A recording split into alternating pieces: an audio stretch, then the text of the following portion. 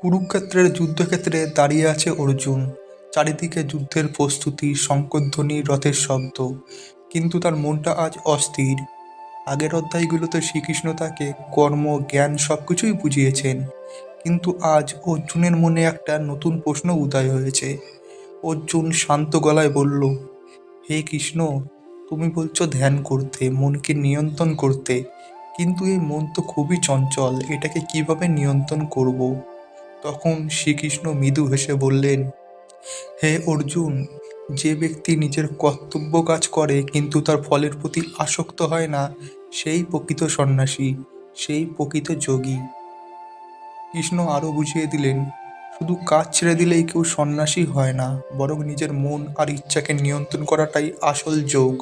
তারপর শ্রীকৃষ্ণ বললেন, যদি কেউ নিজের মনকে জয় করতে পারে তাহলে সেই নিজের বন্ধু হয়ে ওঠে, আর যদি মনকে নিয়ন্ত্রণ করতে না পারে তাহলে সেই মনই তার সবচেয়ে বড় শত্রু হয়ে যায়।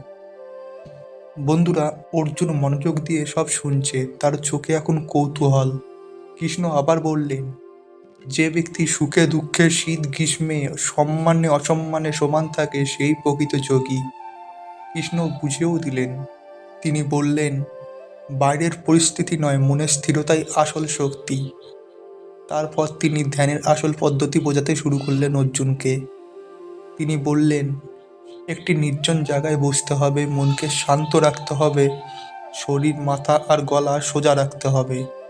অর্জুন যেন চোখের সামনে সেই দৃশ্যই কল্পনা করছে। কৃষ্ণ বললেন, চোখ আধখোলা রেখে মনকে একাগ্র করে নিজের ভেতরের আত্মাকে অনুভব করতে হবে। অতিরিক্ত খাওয়া নয়, একেবারে না খেয়েও নয়, অতিরিক্ত ঘুম নয়, আবার একেবারে না ঘুমিয়েও নয়। তিনি বোঝালেন, জীবনের সবকিছুতেই ভারসাম্য দরকার। ধীরে ধীরে অর্জুন বুঝতে শুরু করলো, ধ্যান মানে শুধু চোখ বন্ধ করা নয়, এটা নিজের ভেতরের শান্তিকে খুঁজে পাওয়া। শ্রীকৃষ্ণ বললেন, যখন মন সম্পূর্ণ শান্ত হয়ে যায়, যখন সমস্ত কামনা বাসনা শেষ হয়ে যায়, তখনই মানুষ প্রকৃত আনন্দ অনুভব করে। এই আনন্দ বাইরের কোনো জিনিসে নেই, এটা আসে মনের ভেতর থেকে। অর্জুন এবার একটু দ্বিধায় পড়ে বলল, হে কৃষ্ণ, তুমি যা বলছো তা সত্যিই মহান, কিন্তু এই মন তো খুবই অস্থির, এটাকে নিয়ন্ত্রণ করা তো অনেক কঠিন।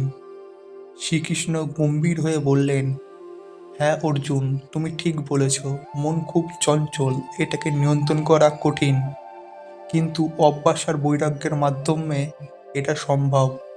তিনি বোঝালেন, প্রতিদিন একটু একটু করে চেষ্টা করতে হবে, ধীরে ধীরে মনকে শান্ত করতে হবে। তারপর অর্জুন আরেকটা গুরুত্বপূর্ণ প্রশ্ন করল, যদি কেউ চেষ্টা করেও সফল না হয়, যদি সে মাঝপথে ব্যর্থ হয়, তাহলে তারপর কি হবে? তো বন্ধুরা, এই প্রশ্নটা আমাদের সবার মনে আসে। শ্রীকৃষ্ণ তখন শান্ত কণ্ঠে বললেন, হে অর্জুন, যে ভালো কাজ করে সে কখনো নষ্ট হয় না। সে এই জীবনে হোক বা পরের জীবনে, তার চেষ্টা বৃথা যায় না। তিনি বোঝালেন, যে ব্যক্তি ধ্যানের পথে এগিয়ে যায় কিন্তু পুরোপুরি সফল হতে পারে না, সে আবার ভালো পরিবেশে জন্ম নেয়, আর সেখান থেকে আবার তার যাত্রা শুরু করে।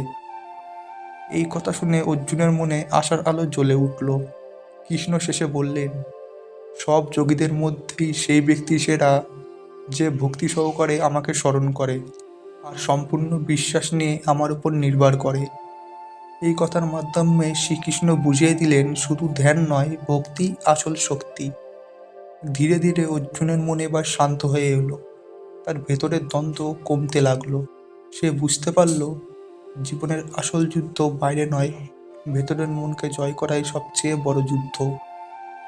কুরুক্ষেত্রের যুদ্ধক্ষেত্রে দাঁড়িয়ে এক নতুন অর্জুনের জন্ম হলো এবার। তো বন্ধুরা, জীবনে আমরা সবাই কোনো না কোনো যুদ্ধের মধ্যে আছি, কখনো বাইরের, কখনো নিজের মনের সাথে।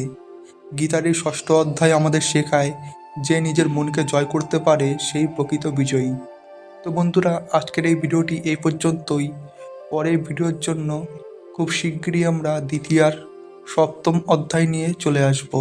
তো ভিডিওটি ভালো লেগে থাকলে আপনারা অবশ্যই একটি লাইক কমেন্ট করবেন এবং চ্যানেলে নতুন হয়ে থাকলে একটি সাবস্ক্রাইব করে পাশে থাকবেন। ধন্যবাদ।